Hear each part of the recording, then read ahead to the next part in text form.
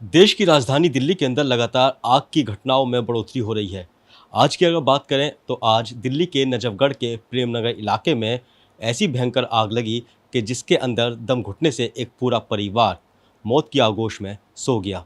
जी हाँ, 4 लोगों की इसमें मौत हुई है, जिसमें माता पिता और 2 बच्चे थे। हमारे साथ बातचीत करने के लिए इसी सिलसिले पर मौजूद हैं संजय कुमार तोमर जी, जो कि फायर के डिप्टी चीफ ऑफिसर हैं। सर, सबसे पहले आपका स्वागत है हमारे चैनल पे। और सर, ये बताइए, जिस तरह से आज जो आग लगी है, तो आग लगने का मुख्य कारण क्या था और क्या वजह रही है और क्या है पूरी घटना के बारे में?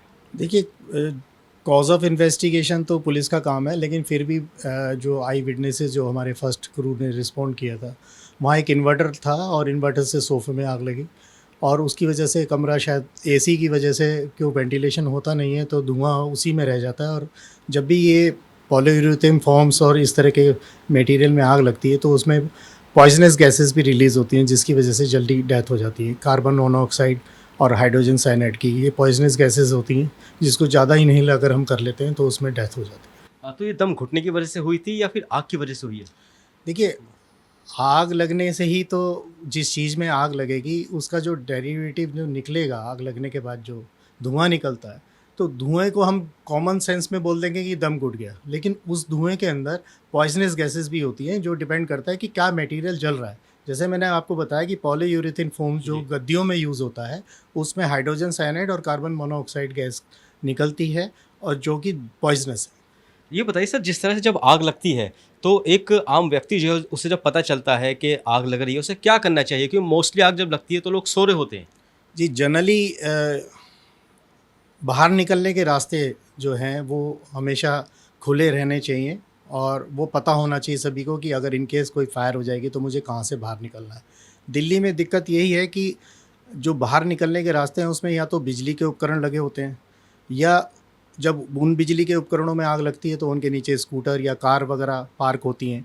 तो जो मेरा एकमात्र निकलने का रास्ता है स्टेयरकेस, वो मेरा ब्लॉक हो जाता है फायर की वजह से। तो मुझे हमेशा प्लान बनाना चाहिए कि अल्टरनेट रूट क्या है। अगर मेरे घर में या मकान में कभी आग लगेगी तो मैं बाहर निकलने का दूसरा रास्ता कौन सा है जिससे मैं सेफ सुरक्षित वहाँ से निकल सकूँ।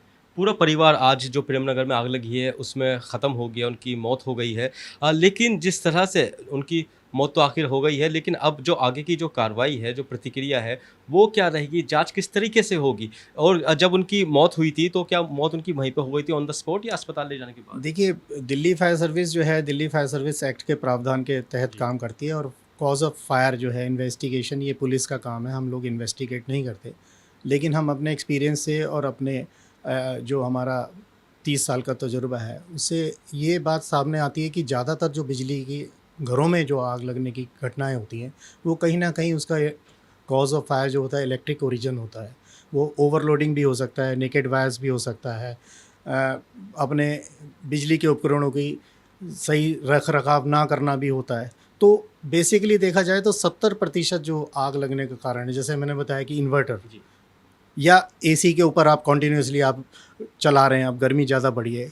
इस साल ऐसा हुआ है कि मई के महीने में जो पिछले साल के कंपैरिजन में हमें कॉल डबल मिली है जी।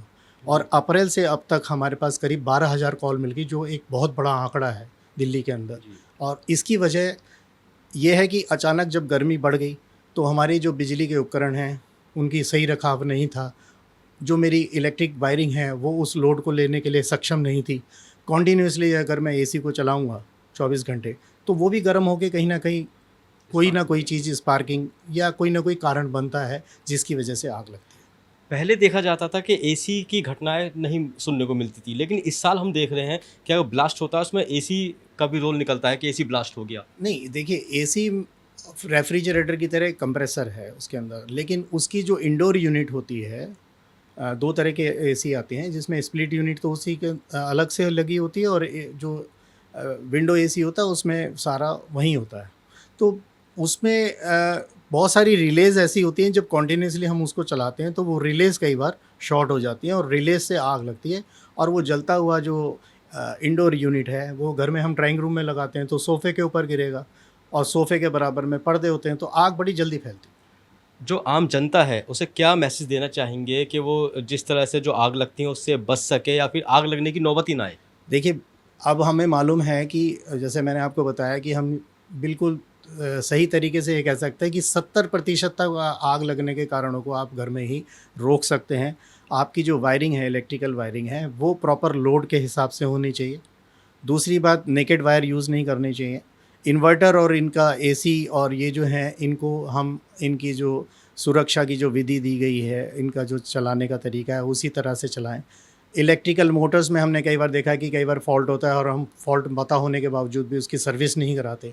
तो ये सभी कारण हैं, अगर हम इन कारणों पर जिनसे आग लगती है घरों में और जो हमें मालूम है, तो उनको अगर हम ध्यान रखें तो ये घटनाएँ नहीं होंगी।